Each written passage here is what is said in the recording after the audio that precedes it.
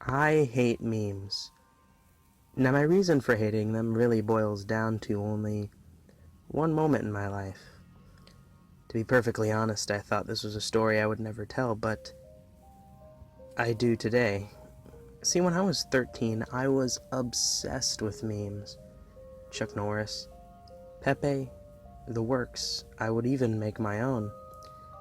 Now, I got my memes from what I can only describe as a meme social networking site. The name of this site I shall not say for reasons. Now on this meme site, I have to say I was decently famous. I had just over 2,000 followers. I was pretty happy. Now I communicated on a regular basis with a user known only as 1D Pepe12. I was obsessed with his memes. I remember we even sent personal messages with our own memes as well. The communication of sending memes went on for a year or so. Then something changed.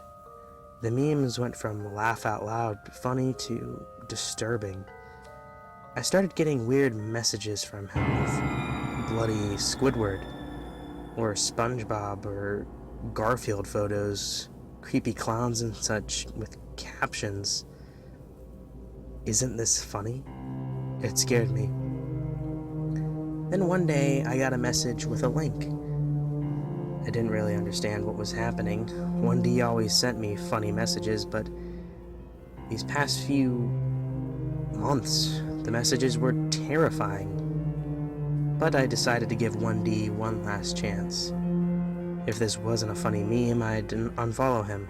It'd be sad, but what else was I supposed to do? So I clicked the link. Immediately I was taken to some weird other site with a video. The video began to play. It showed a creepy clown, bloody teeth. He was dancing around a table, a coffee table, which had an axe embedded into it. He danced wildly around the room that he was in, then he stopped and picked up the axe. Then he pointed at me through the screen. "I'm coming for you, kid," he cackled. I screamed and turned off my computer. After that, I cut off all connection to 1D, and in fact the internet entirely. I remember my mom and dad asking me what was wrong. After all, I was spending less time on the computer. I said nothing, and that was that. Now, I should be honest, I just kind of forgot about the site. I have no idea why. I can only guess my brain couldn't handle it. The fear. Now, I also had a little brother. Now, I'd get home from school before him, and I was tasked with picking him up. I remember the exact date, June 8th. I walked to the bus stop to pick him up, but he wasn't there. I went home and told my parents. They called the school. They said he had been picked up by his uncle, but none of our uncles lived in this area. We never found him. It's been 8 years. Now, the reason I tell you the story is because, for some reason, the memories of that meme site popped into my mind.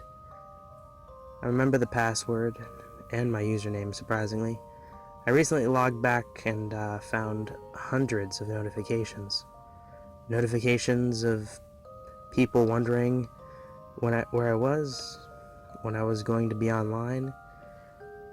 Messages asking me to make memes, but I found one notification from 1D Pepe12.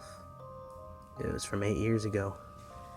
It was a picture of my younger brother, just as I remembered him when he was little. Only he was bloody and beaten. I could tell he'd been put through torture. There was a caption on the picture. It had my name. "Isn't this funny, Todd?"